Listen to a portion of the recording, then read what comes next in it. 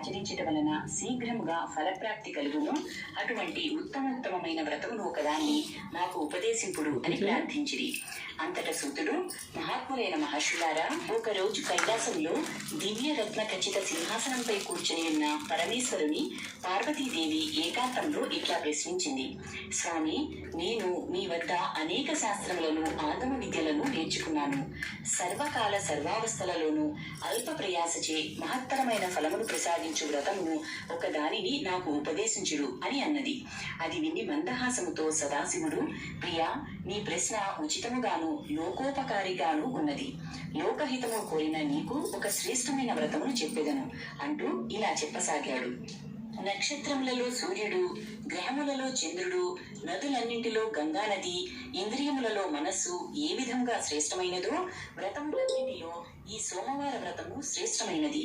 ఈ వ్రతమునకు షోడశ సోమవార వ్రతం అని పేరు. దీని మహిమలను వర్ణించుట అసాధ్యము. భక్తిపూర్వకంగా దీనిని ఆచరించువారు ఏదేది కోరుకొందరో దానిని వారు శీఘ్రముగా పొందుతారు. దరిద్రులు ధనవంతులు అవుతారు. కన్యలు యోగ్యులైన వరులను పొందుతారు. ముత్తైదువులు అఖండ సౌభాగ్యమును పొందుతారు. రోగులకు సంపూర్ణ ఆరోగ్యం కలుగును. ఎడపాసిన భార్యాభర్తలు ఒకరినొకరు చేరుకొందురు. ఈ విధముగా ఇది పరమ మహిమాన్వితమైన వ్రతము అని చెప్పెను. అంతటా పార్వతీదేవి, స్వామి, దయచేసి ఈ వ్రతమును ఆచరించు విధానమును అనుగ్రహింపుడు అని ప్రార్థించెను. అయ్యా, ఇది భక్తిపూర్వకంగా ఆచరించవలసిన వ్రతము. ఈ వ్రతమును ఆచరించుటకు ఆషాఢ మాసపు పౌర్ణమి నుండి కార్తీక మాసపు పౌర్ణమి వరకు వచ్చు 4 నెలలు చాతుర్మాస్యములు ప్రాశస్తమైనవి. ఆ రోజులలో వచ్చు 16 సోమవారములలో ఈ వ్రతమును ఆచరించాలి. సోమవారము నాడు ఉపవాసం ఉండాలి. ప్రసాదం స్వీకరించుటలో తప్పులేదు. ప్రాతకాలముననే స్నానాది నిత్య కర్మలను ముగించుకొనవలెను. పుట్టమన్నుతో శివలింగము తయారు చేసుకొనవలెను. వెండి, ఇత్తడి వంటి శ్రేష్టమైన లోహములతో చేసిన లింగమును కూడా ఉపయోగించవచ్చును. బిల్వపత్రములు, పుష్పములు, ధూప దీపాదులను సిద్ధము చేసుకొనవలెను. నైవేద్యము కొరకు గోధుమ నూకను వేపి ముద్ద చేసి దానికి కావలసినంత నెయ్యి, బెల్లము కలిపి ఉండలను చేయవలెను. ఈ వ్రతమునకు కావలసిన ప్రసాదము ఇదే. ప్రసాదమును శివునకు నైవేద్యముగా పెట్టి దానిని 3 భాగములుగా చేయవలెను. భక్తులకు 1, పశువులకు 1, ఈ వ్రతమును ఆచరించు వారికి 3వది పంచవలెను. ఆ రోజు ఉప్పు తినరాదు. ఇదే విధముగా 16 సోమవారాలు శ్రద్ధాభక్తులతో ఆచరించవలెను.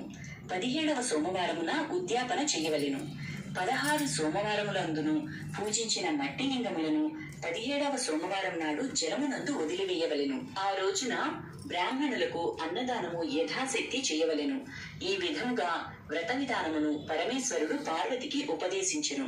అది విని పార్వతి, స్వామి, ఈ వ్రత విధానము చెప్పి అనుగ్రహించితిరి. దీనిని ఎవరెవరు ఆచరించి ఎటువంటి ఫలములను పొందగలిగిరో వివరముగా తెలుపవలెను అని ప్రార్థించెను.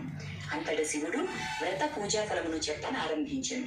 పార్వతి, చాలా కాలం క్రితం ఈ వ్రతమును ఆచరించటం వలన నీవే నన్ను భర్తగా పొందితివి. గిరిజా కళ్యాణ సంఘటన ఇంకనూ నాకు జ్ఞాపకము ఉన్నది. నేను నీకు పతి కావలను అను ఉద్దేశముతో నీవు ఘోర అరణ్యములో తీవ్రమైన తపస్సు చేసితివి. అప్పుడు దేవతలు, సప్త ఋషులు నా వద్దకు వచ్చి, ప్రభు, నిన్నే నమ్మి తపస్సు చేయుచున్న హైమవతిని అనుగ్రహించరాదా, ఆలస్యమెందులకు అని ప్రార్థించిరి. నేను బ్రహ్మచారి రూపంలో వచ్చి నిన్ను పరీక్షించితిని.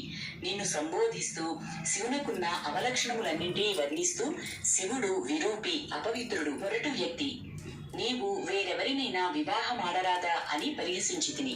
అంతటి నీకు పట్టరాని కోపం వచ్చెను.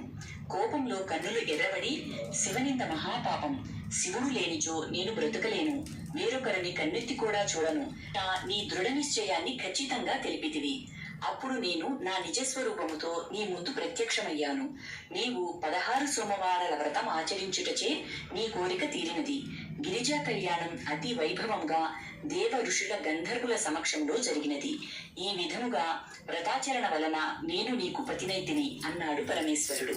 అంతటా పార్వతి కూడా సంతుష్టురాలై, స్వామి, నాకును నెత్తికున్నది. అయినను ఆ వ్రతమహిమ మీ ముఖతః లోకానికి అందించడానికే అడిగాను. నా వలె వేరెవరు ఈ వ్రతమును ఆచరించి పుణ్యఫలమును పొందిరో చెప్పవలెను అని ప్రార్థించెను. సదాశివుడు ఇతర సంఘటనలను చెప్పనారంభించెను. సీమంతిని చంద్రాంగదుల కథ. చాలా కాలం క్రితం 20 ఏళ్లలోపే ఈ 5 విషయాల్ని మీరు వదిలేయండి. ఎటువంటి పరిస్థితుల్లోనూ మత్తు పదార్థాలు వాడకూడదు. నెంబర్ 2,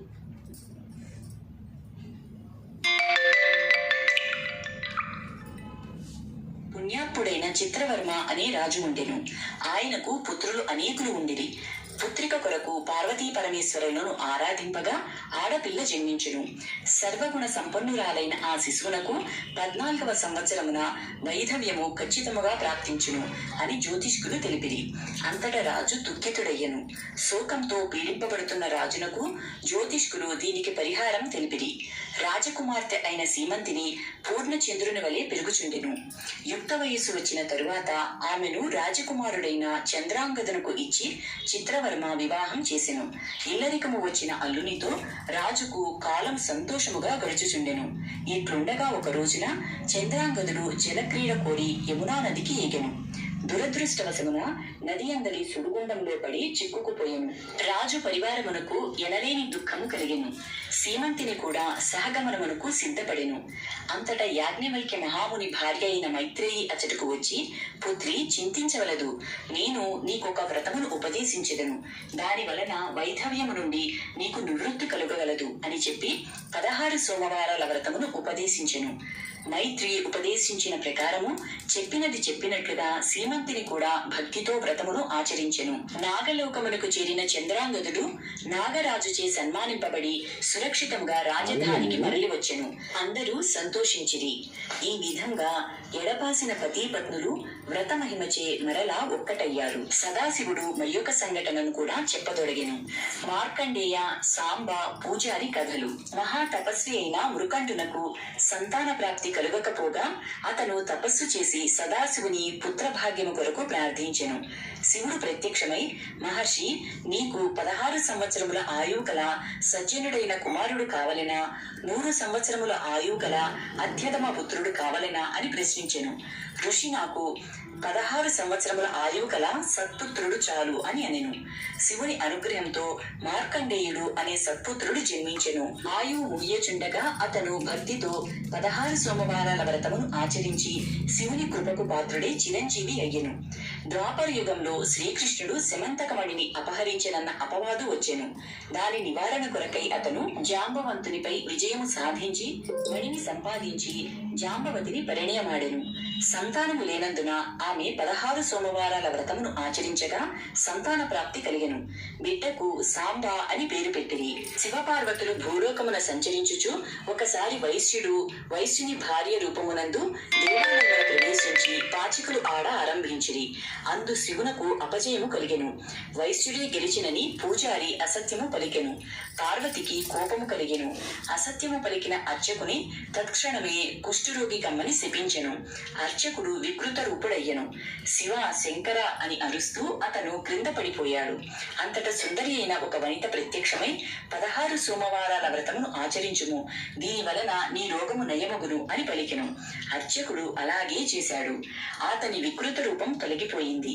16 సోమవారాల వ్రతాచరణ ఫలంగా అతనికి కుష్టు నివారణమయ్యెను. అనంతరము శివుని కృప వలన శివ సాన్నిధ్యమును పొందెను. మార్కండేయ పురాణమునందు చెప్పబడిన శివపార్వతి సంవాద రూపమున ఉన్న 16 సోమవారాల వ్రత కథ సంపూర్ణం. సర్వం శ్రీ పార్వతీ పరమేశ్వర చరణారవింద.